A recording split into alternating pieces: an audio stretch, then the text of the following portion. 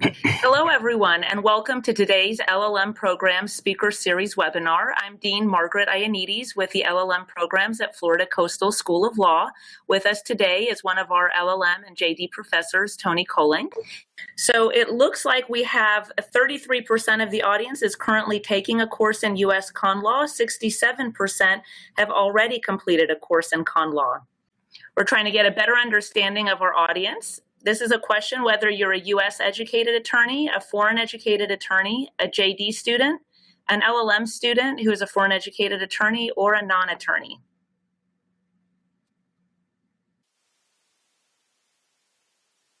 Well, that's wonderful, Professor Kolenc. It looks like we have about 66%. Oh, wait, it's moving still.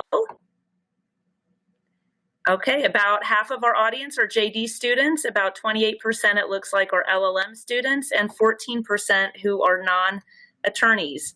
And one last question. Do you currently live in the United States or do you live overseas?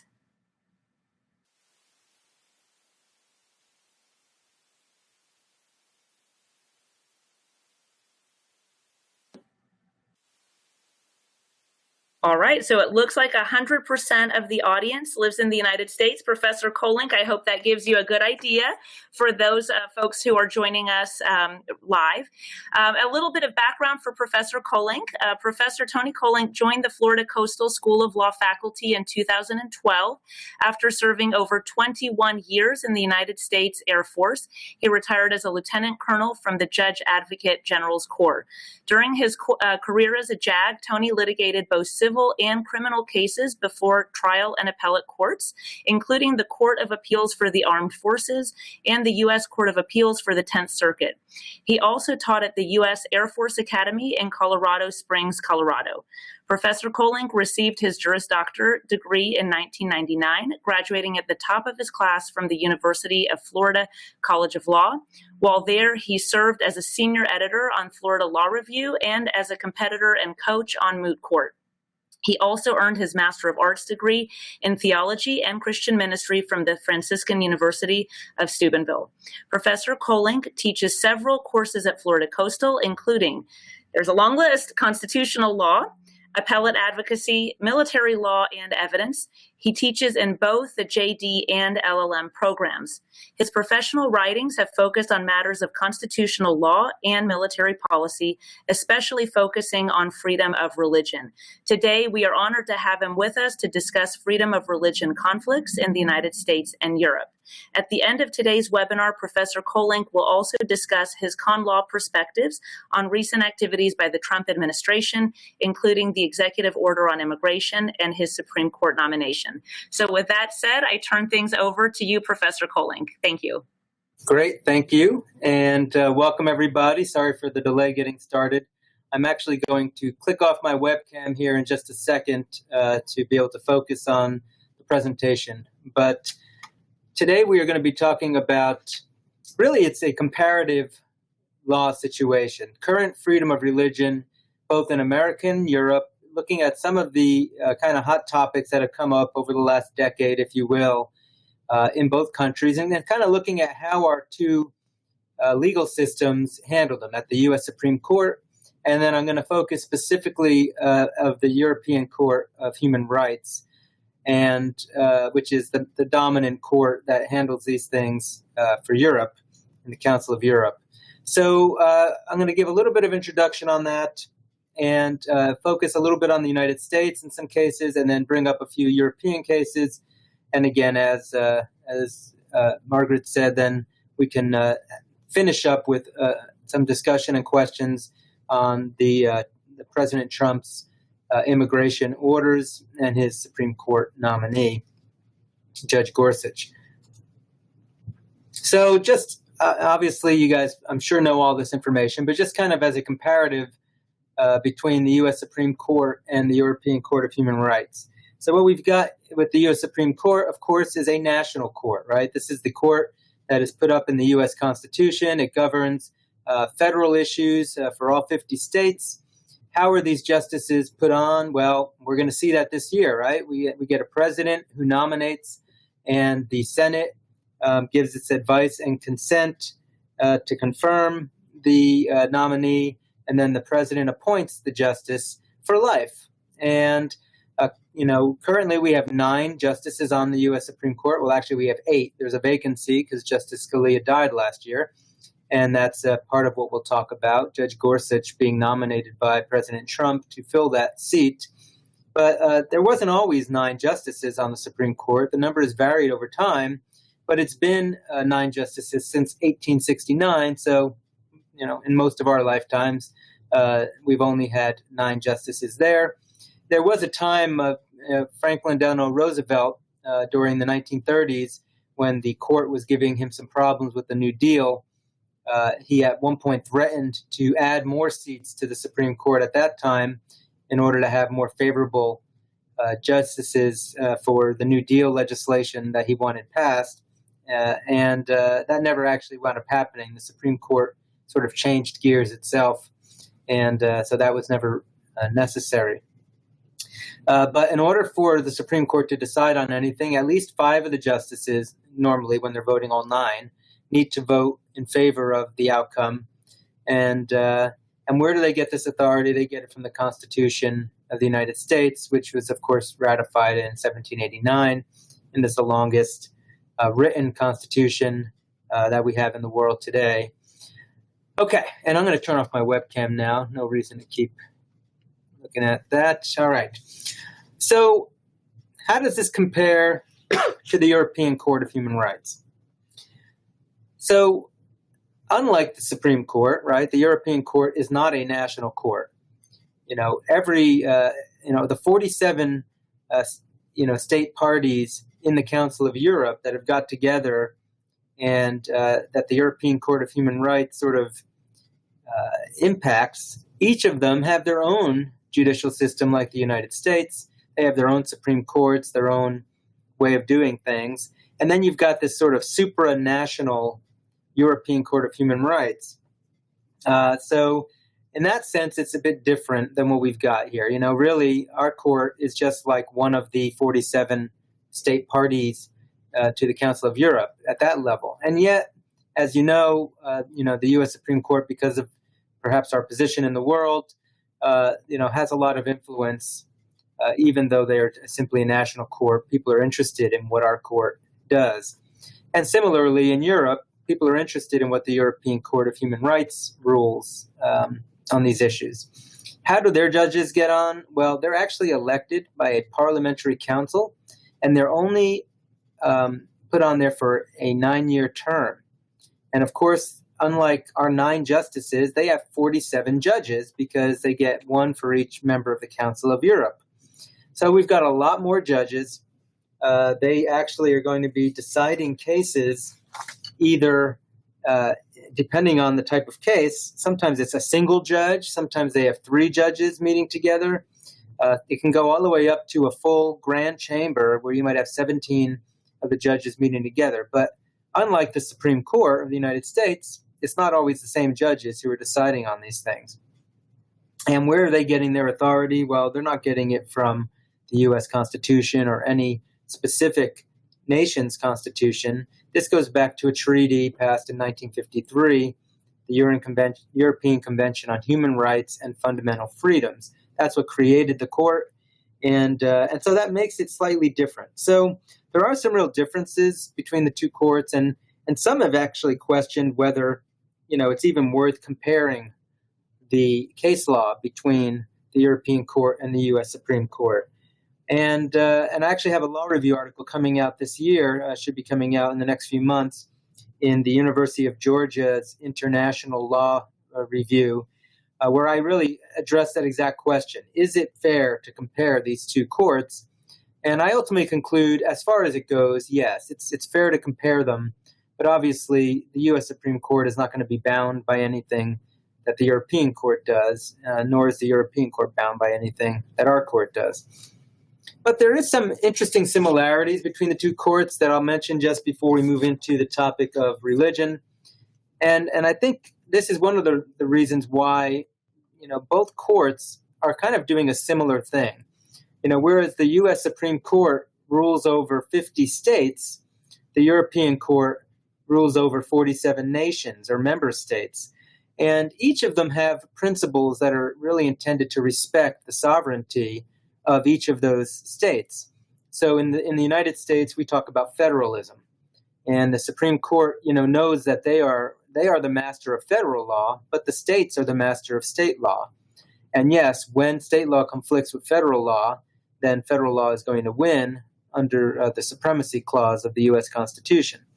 Well, similarly, in Europe, they have a principle that the European Court practices called subsidiarity, where they really want the nation states, the member states, to be the leaders in their own country on these issues, and so they really are very deferential to what goes on in the member states, or at least they're supposed to be deferential. I'm sure some of the member states probably disagree and think they're not deferential enough.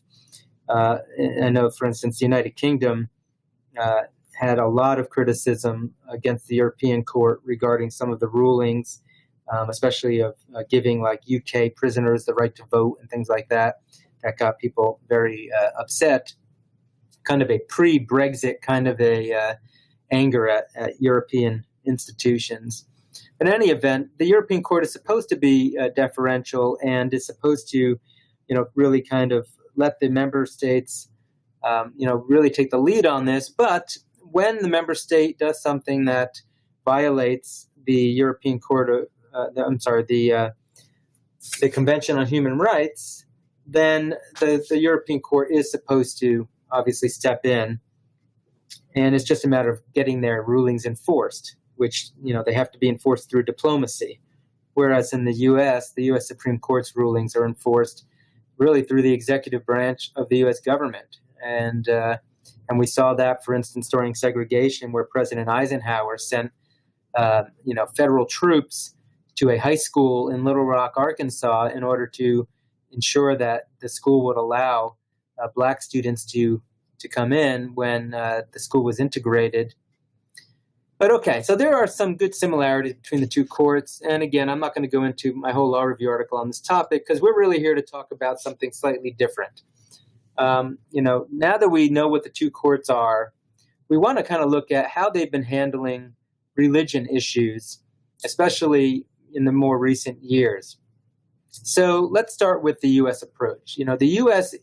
Supreme Court is enforcing the United States Constitution, and the First Amendment to the United States Constitution, the very first sentence of the First Amendment, is what you see on the screen. Congress shall make no law respecting an establishment of religion or prohibiting the free exercise thereof. So what we have here is two different religion clauses.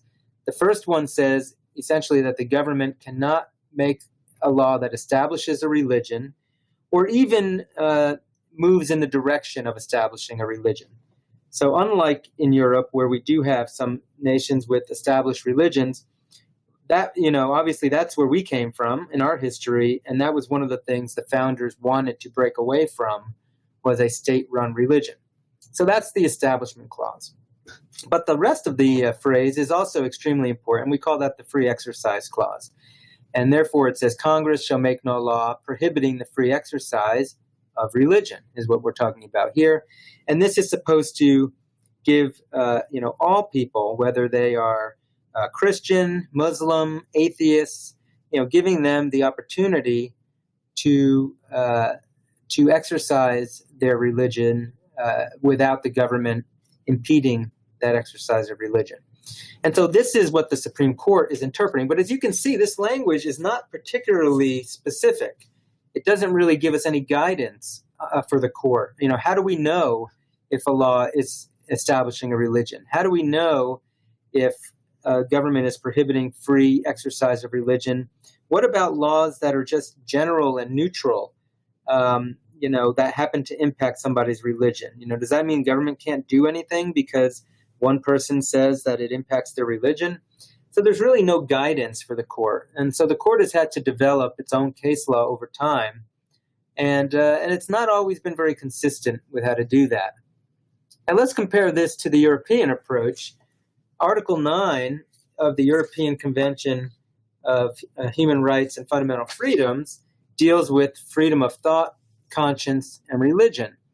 And look at the kind of guidance that they give here. First of all, if you just read that first paragraph, not only are they given the freedom of religion, they also have conscience rights, which you'll notice the First Amendment in the U.S. Constitution doesn't really address whether, the First Amendment protects pure rights of conscience. What if it's not based on any sort of religious principle, but just a conscience issue? The Constitution's silent, and courts have struggled with, how to interpret that, because the First Amendment appeared to really want to protect religious freedom, not just any type of conscience freedom. The other thing you notice in the European article here is it talks about exercising religion either alone or in community with others. So not just being part of, being able to read the Bible in your own room or the Quran or whatever, but also being able to get together with others and to worship in a community.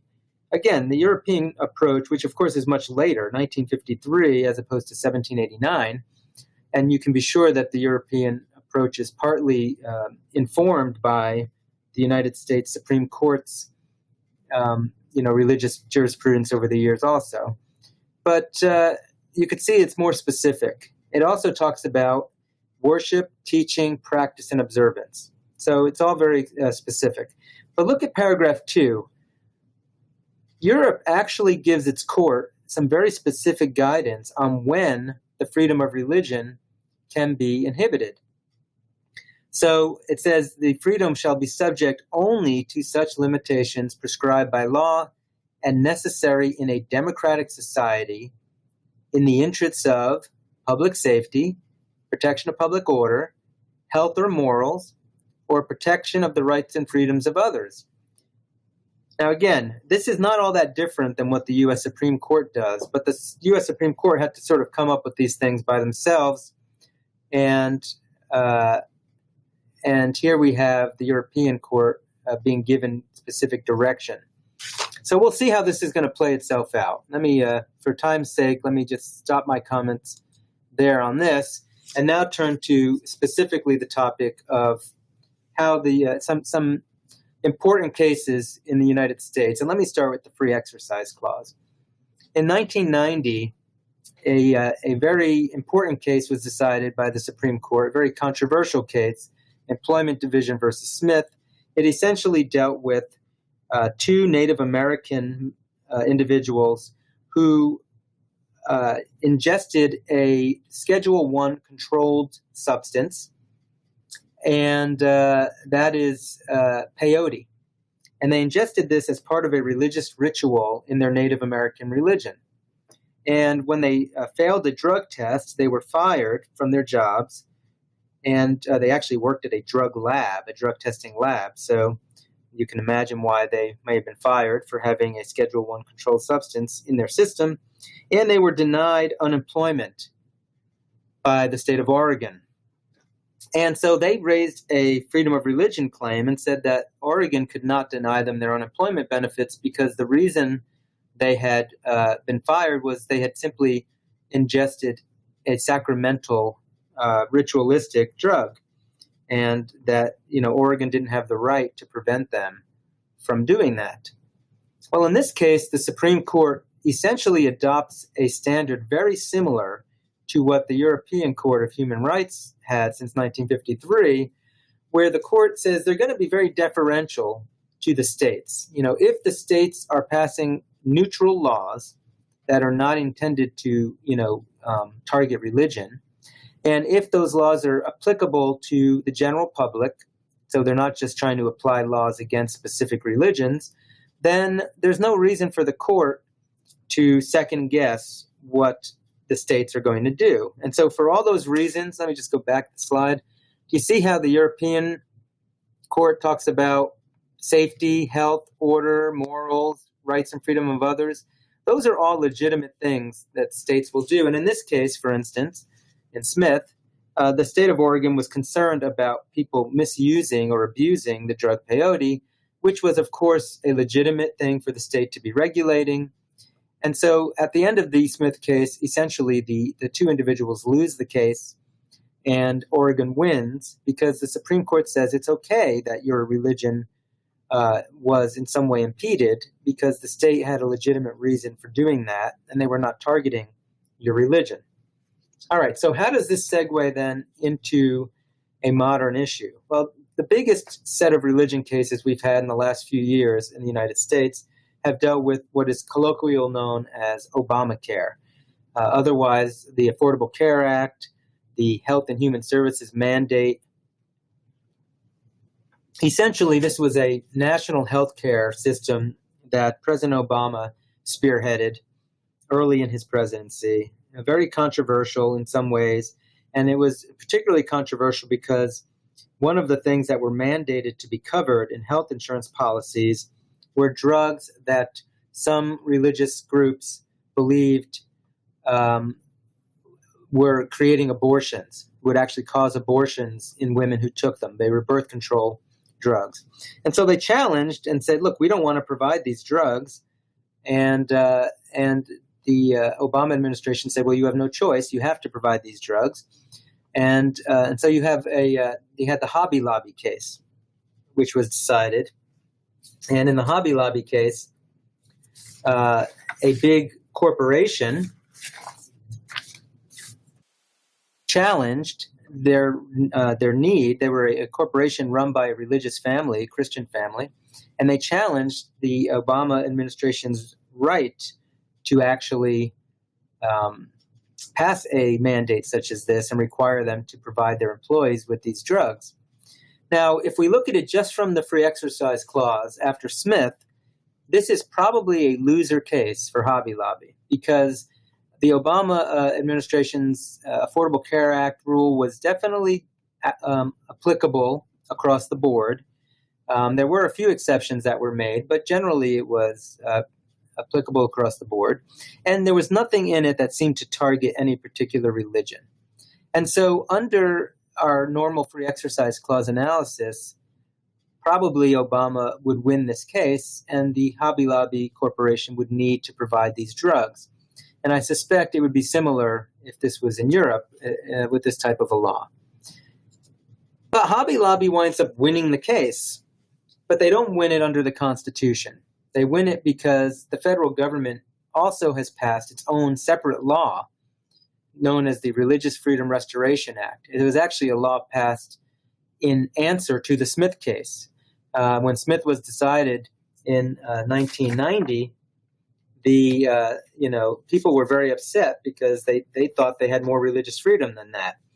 And so Congress actually passed this RFRA to grant a stronger level of freedom. And so in the Hobby Lobby case, Hobby Lobby actually wins the case because the Obama administration could not show that it had that it really needed to force all of these religious employers to provide these particular drugs.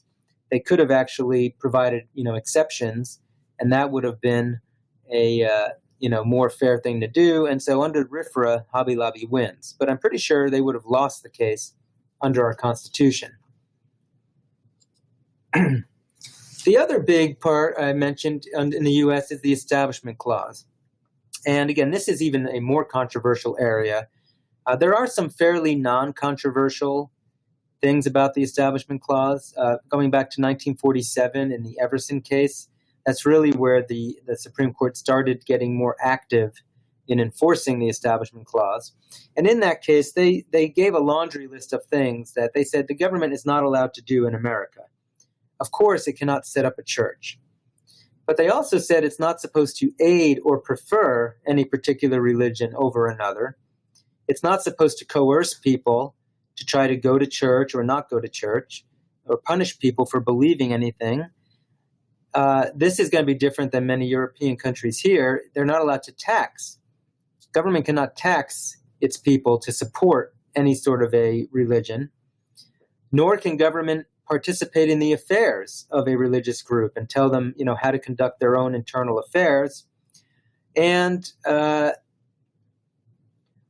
what they said government cannot do, and this is maybe counterintuitive, is they cannot exclude people because of their religion from receiving the benefit of a public legislation. So if everybody is granted Social Security benefits, the government cannot exclude you from receiving them just because you belong to a particular religious group or something. So what can the government do? Can the government do anything related to religion under this Establishment Clause? Well, sure they can. They can provide generally applicable benefits to religious groups just like everybody else. So for instance, if the police are going to be crossing guards at your school and you happen to be at a Catholic school, that's fine. If the the firefighters need to show up at your church to put out a fire, that's perfectly fine. They can build a sidewalk in front of your church, even though people will have an easier time getting to church. None of that is establishing religion. So the big cases in the last decade really that have come out on the Establishment Clause front in the United States have had to do with prayer in legislative, prior to a legislative meeting, and also the Ten Commandments. And so I'll talk about this. There's two big tests that the Supreme Court is using when they look at this. These two cases on the top under history and tradition, Marsh v. Chambers and Grease v. Galloway, they were both cases where a state or local government had somebody saying a prayer before they opened up their legislative session to discuss business. And it was usually a non-denominational prayer, but not always. And sometimes in the Grease v. Galloway case, there were some times where people would actually pray specifically in a particular religious tradition. And it was overwhelmingly from the Christian religious tradition. And sometimes they would even say things like, "In Jesus' name, amen," at the end of the prayer. And so it wasn't necessarily like a non-denominational prayer. And so in both of these cases, people challenged the ability of these prayers to go on at these meetings.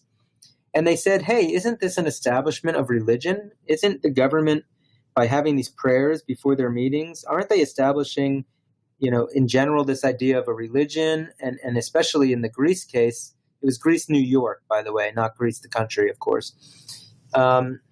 In Greece, New York, they were saying, hey, these people are even giving specifically Christian prayers sometimes before these meetings. And the Supreme Court upheld both of these types of prayers and said it was okay in the context of legislative prayer. And they used this history and tradition test. And they said, look, if you go back and look at the history of our country, going all the way back to the very beginning and even before, public prayer, especially legislative prayer, was always part of our tradition and our history. It's an opportunity for us to solemnize the event, to really, bring us to the seriousness of what, we're about to do with passing legislation. And in fact, it was not unusual for, public officials to pray, to have national days of prayer. President Washington, our first president, had many situations where he prayed, officially in public. And so the court said, it couldn't possibly be that when they passed the First Amendment, they were trying to get rid of all of these, public prayers, because in fact, that was part of our tradition. What's interesting is when you look at the European cases, which I'll get to in a minute, one of the European cases uses a similar test to authorize the hanging of crucifixes in classrooms, public school classrooms in Italy, in the Lautzi case, which I'll mention in a minute. The other big issue in the United States is listed under the Lemon test. And, there have been several times where a local government, or sometimes it's in a courthouse, sometimes it's in the lawn of the capital of the state, they will put up a monument of the Ten Commandments coming out of the Old Testament. And of course, the Ten Commandments are part of, all three of the major, religions, Judaism, Christianity, and Islam, could all, look back to those same books of the Bible. So, most people, most of the population probably can draw some of their religious tradition back to the Ten Commandments. But that's not necessarily a reason to say it's okay for the government to put them up. And so several times there have been challenges to these Ten Commandments displays, and sometimes the courts actually strike them down, and sometimes the courts actually uphold them. And part of it uses this Lemon test, which came out of a case from the 1970s, Lemon v. Kurtzman.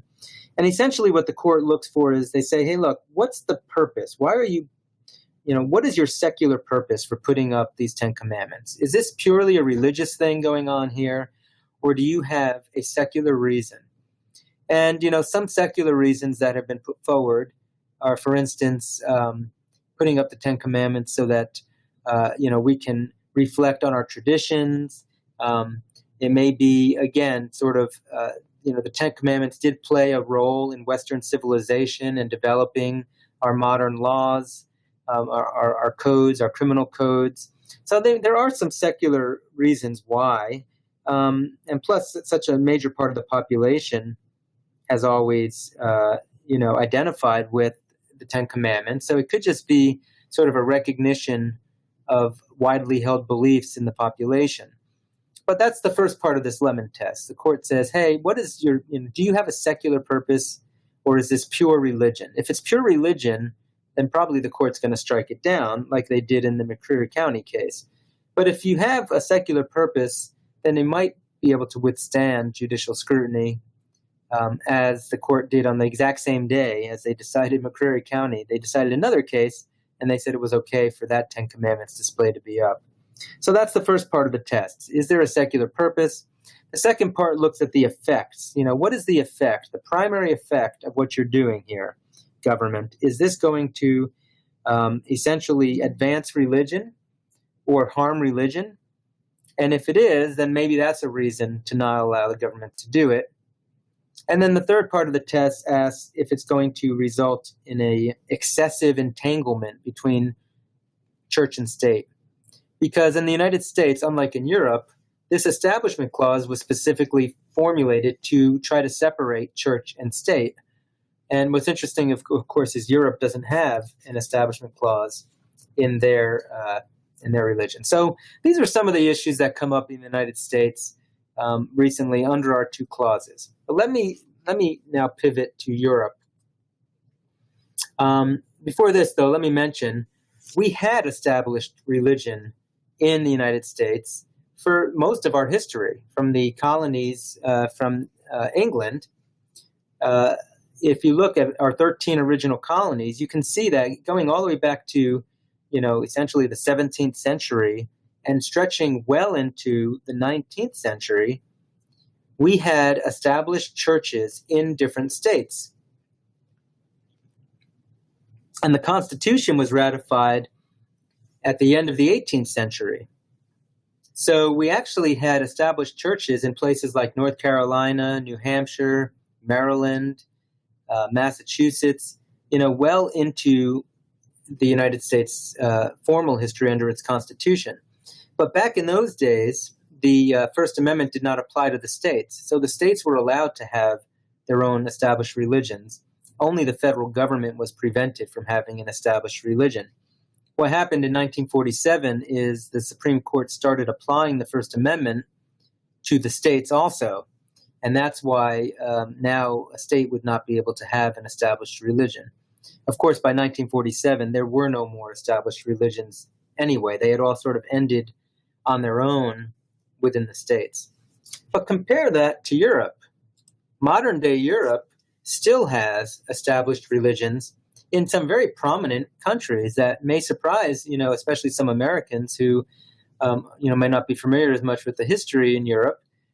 This is just a part list of some of the state-supported churches in Europe. So, these are many of our allies, very progressive nations. Sweden, to have an established church might be surprising. But the reason that they can get away with this in Europe but not in the United States is that Europe does not have an establishment clause in the European Convention on Human Rights. Although they talk about freedom of religion, nothing in the European Convention prevents a state from having an established religion. So that is probably the biggest distinction between our two religious systems between the United States and in Europe. But there actually are more similarities than you might think in these cases between the United States and Europe. So I'll just use one case to illustrate a similarity. In the United States, there's this Good News Club case where a religious Bible group for kids wanted to meet after school in a public school classroom. And essentially, the public school, of course, is run by the state. And so there's a concern about the Establishment Clause. And the state-run school said, no, we're not going to let you meet in our classroom. And the club said, well, you let all these other clubs meet. You know, you've got the soccer club, you've got the Boy Scouts, you've got every other club the kids want to form. Why can't we have our Bible club here? And the school said, well, because we're a state-run school, and the Establishment Clause would not allow us to let a Bible club meet in our school because it'll look like we're trying to, establish a religion or endorse the Bible or something. Well, the Good News Club sued, and they said that they were being discriminated against because of their religion. And, they were basically being singled out simply because they were a religious group, and they were not enjoying the same benefits as non-religious groups. And the Supreme Court agreed and said, look, you can't do that. It's not a violation of the Establishment Clause to treat religious groups and religious people like you would treat anybody else. Well, the European Court has a case from Poland. And in that case, we had, of course, there's no Establishment Clause in Europe. And so it's not unusual to have religious instruction going on in public schools in Europe. But in this Poland case, there was actually a family where they were agnostics, and their children were going to a public school in Poland, and they were being forced essentially to take a class, kind of an ethics class that actually had a religion component to it. And they were actually learning part of, Christianity. Of course, Poland is a heavily Catholic nation. And they were learning part of Christianity here. And the agnostic parents said, we don't want our kids, having to take this class, give them some other class. And eventually it got up to, the Polish courts said, sorry, this is the way it is and it's okay in our country.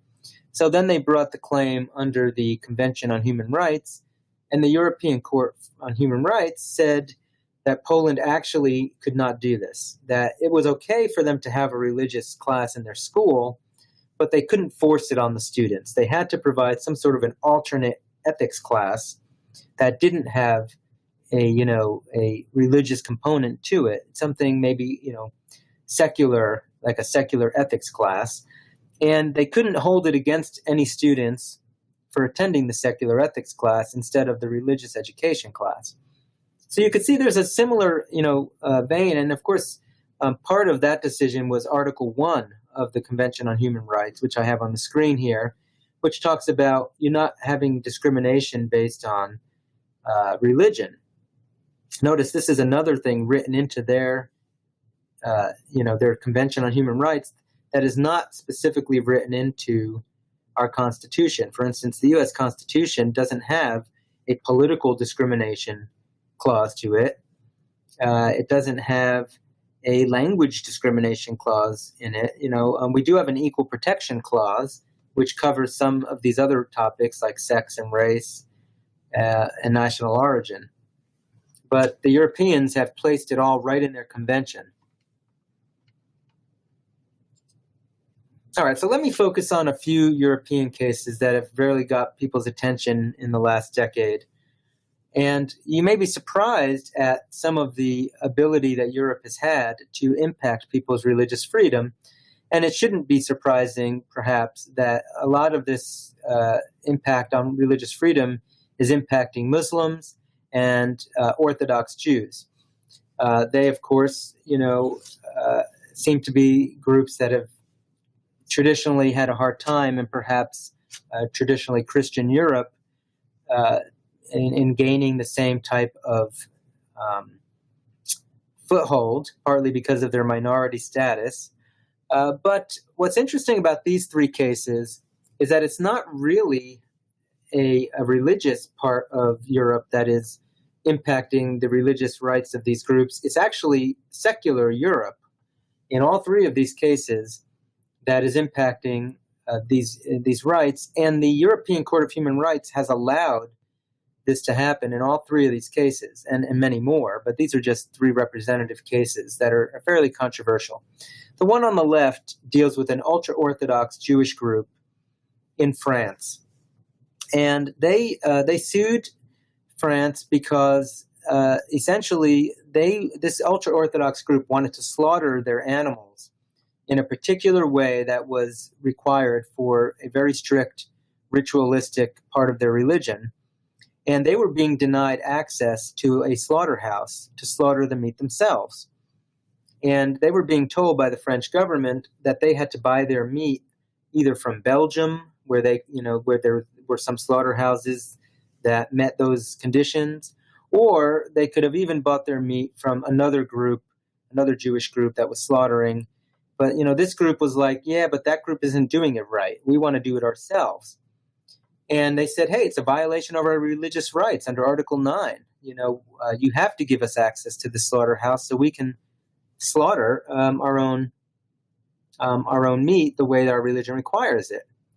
Well, why do I say this was a French secular issue? Well, of course, France is, even though there's a lot of religious people in France, it is a strictly secular nation.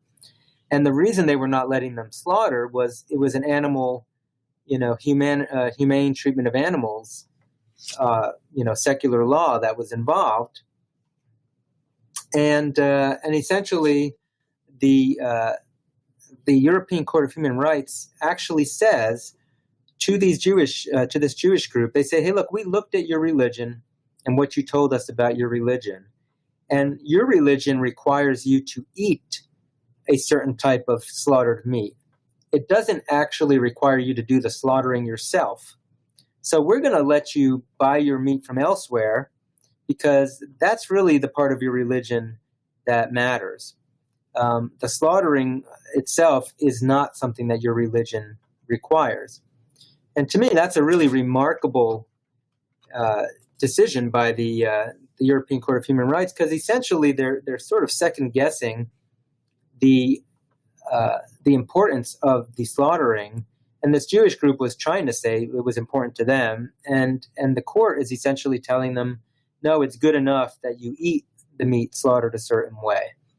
And so they lost that case.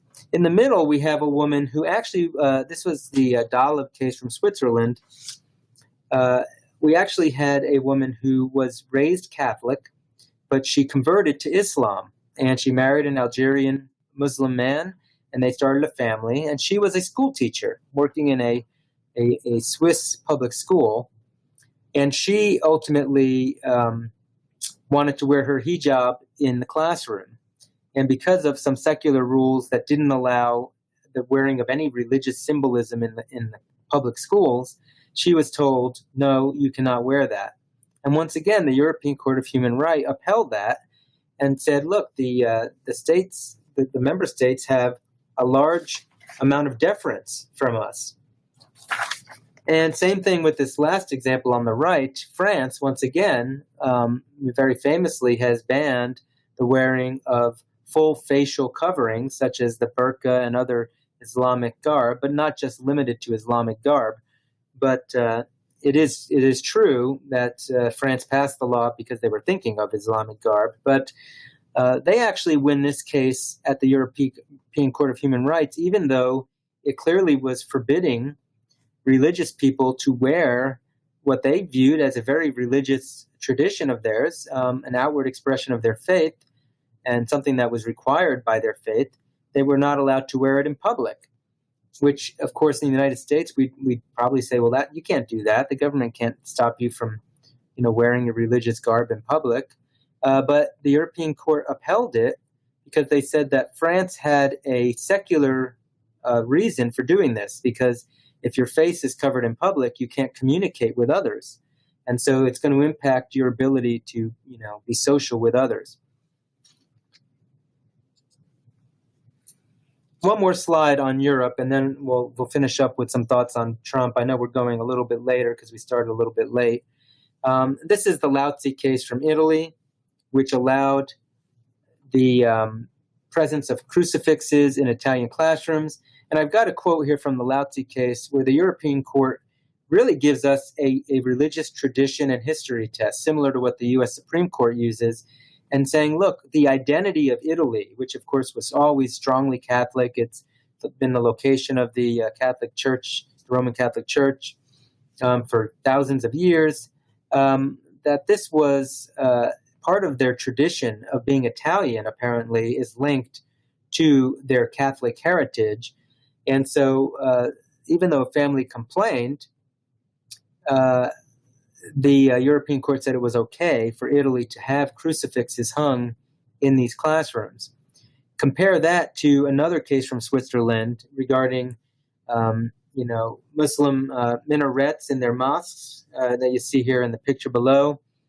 In Switzerland, the people really, in what seems to be just blatant anti-Islamic feeling, the people themselves passed an initiative that essentially amended the Swiss constitution and did not allow the construction of minarets. And that was challenged by a few Islamic groups. And on this one, the European Court essentially punted and said, well, we're not even going to decide the case because up until now, nobody has been denied building one of these yet. So you got to at least wait until you try to build one. So we'll see if that ever gets brought to the court. All right, so that brings me to the end of kind of just looking at some of the more controversial cases in the U.S. and Europe and religion. But since this is something important, I know Margaret wanted to come on, and I'll go ahead and defer the mic for a moment so we can talk a little bit on the President Trump situation. This has been an excellent presentation. I'm not sure if there are any additional questions beyond those that have come in. One of the participants reached out and said there was a focus on rights, but what about the discussion on responsibilities? And then also questions related to Article 9, paragraph 2. Right, and that's a great question. And the responsibilities, I suppose, that we're referring to here is the responsibilities of citizens to their nation. I think maybe some of the cases I talked about in Europe, where I was pointing out how religious freedom was losing, probably shows you the responsibilities. So for instance, I'll just use this to answer your question. In the SAS versus France case involving the burqa being prohibited, I think that's a good example where the social responsibility of being able to interact with others in public was seen as a higher principle, if you will, than the requirement of their individual religion to wear the burqa in public. And so I think that's the give and take that's in Article 9 that I think is probably more generous than the give and take you might find in some of our cases here in the United States. But I think that's where the responsibilities come in, and same thing with public safety and morals. Who determines public safety and morals? Well, the state is going to determine what they think is important, and then the court will ultimately say whether they think that is a legitimate reason. And they try to be deferential, again, as I mentioned earlier, to the member states on that. Margaret, was there another question too? I think you addressed that question. I'm not sure if there are other questions. If anyone has them, please feel free to use the chat feature on the left side of the screen. Also, if you could briefly touch upon how this is tested on the bar exam, I think that would be helpful, especially for anyone participating who will be taking the bar exam in the future. Your line is now absolutely. Religion, freedom of religion and the First Amendment is definitely a tested topic. The Establishment Clause, they're often going to throw on the bar exam multiple choice questions dealing with the Establishment Clause. You can be sure the Lemon test will be tested along with the Smith holding on free exercise. So the things that I was talking about today on the United States are really the heavily tested areas of freedom of religion. You also could find this in some of your state essays. For instance, There could be a freedom of religion essay on the Florida, con law exam, where you have to deal with that, and we've seen that before. So, yes, this is definitely an area you will need to know if you're taking the MBE and perhaps even some of your state essays.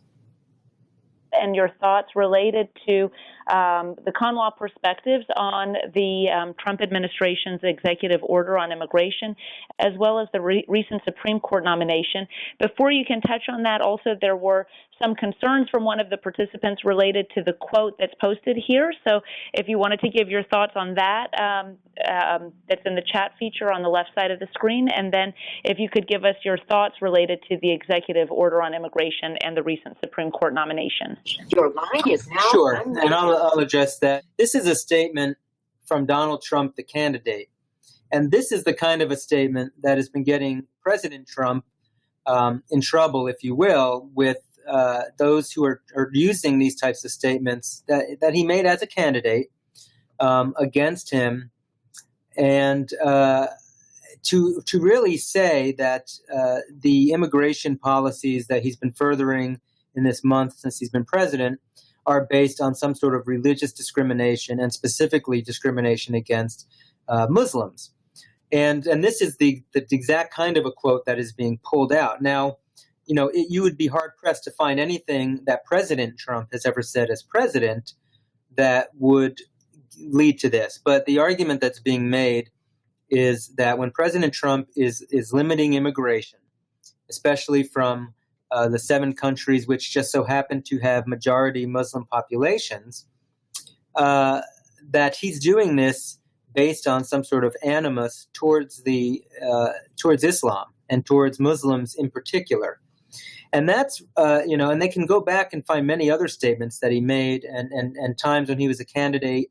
There was a period of time when President Trump was a candidate where he was referring to what he was calling a Muslim ban. And, hey, we should ban all Muslims from coming in.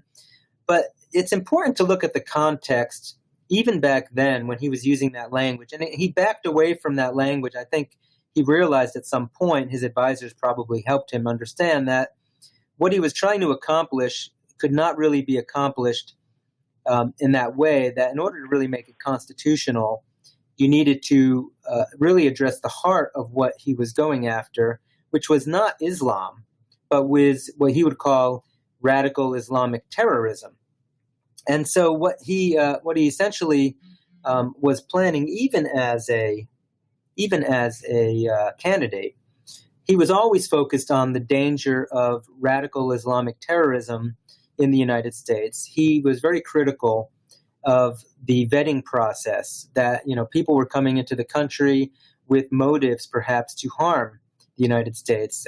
There was indications that ISIS and Al-Qaeda were able to sneak people into the United States under the guise of being a refugee or something like that. And he was always very critical that the Obama administration had not been able to come up with a method of determining, which one of these, potential immigrants was going to be friendly and which one wanted to kill us. And so with this, the immigration order that he passed, which has really been the source of the court cases and which is enjoined partly right now, really is a continuation of that concern. And if you really read the immigration order for what it says, it really doesn't focus on Islam at all. Really, it focuses on 7 nations that had previously, in the previous administration, been identified as having issues with terrorism and potentially being a concern for importing terrorism into the United States. And so he stuck with those 7 nations, which I believe one of the judges in the Ninth Circuit pointed out that really only covers about 15% of the population of Muslims in the world. So the idea that it was a Muslim ban is kind of, I think, misleading, because 85% of the Muslims in the world still would be able to not be impacted by this particular ban. So it doesn't really seem like it's targeted at Muslims. Really, what it is it's targeted at these 7 countries that happen to be majority Muslim. The problem is, because of the statements that he made as a candidate, people who are not Trump fans are skeptical. They think that this is a ruse, that in fact that President Trump really is meaning to target Muslims specifically, and that he's just trying to find a way to do it that will pass constitutional muster. And that's really kind of, I think, where their main argument, lies. Now, I think it's a fair question. Can we hold statements from a candidate against him as president? I think probably reasonable minds can debate that. But I think it's important, and I think my position on this is looking at what the president is doing here. I really don't think he ever intended this to be discrimination against Muslims as a religion. I think even as a candidate, I believe what he was really focused on was trying to deal with what he's calling radical Islamic terrorists, and trying to figure out, how do we do this? So his order only pauses things for a limited period of time, 60, 90, 120 days, to get his own government in order, to figure out what's the best way to vet people coming in so that we can feel comfortable with that. So I think that's probably the best, gloss that I can put on the immigration ban. I know that Professor Roeder yesterday in his webinar really kind of gave I think the argument why the immigration ban, if you want to call it that, it's really a pause, is somehow unconstitutional. I would argue that it's clearly constitutional because the president has been delegated a lot of authority by Congress when it comes to immigration, and I don't believe that his intent here was to discriminate against Muslims because of their religion, but instead to try to figure out, which potential immigrants are going to be radical Islamist terrorists. I think that's what he would argue. Let me pause for a moment and see if there are questions on the travel ban before moving on to Judge Gorsuch at the end. Thank you, Professor Kolenc. There were actually some comments in the chat, and I wasn't sure if you had a chance to see those. I'll give you a moment to take a look at that. If you listen to the arguments at the Ninth Circuit when they continued the temporary injunction on this parts of the immigration executive order, they really didn't address the one law that President Trump did point to, where Congress delegated to the president what looks like carte blanche authority to control immigration, and I think that's important to note also. Are there other questions specifically on the religion issue? If not, let me just finish up with a few comments from Judge Gorsuch.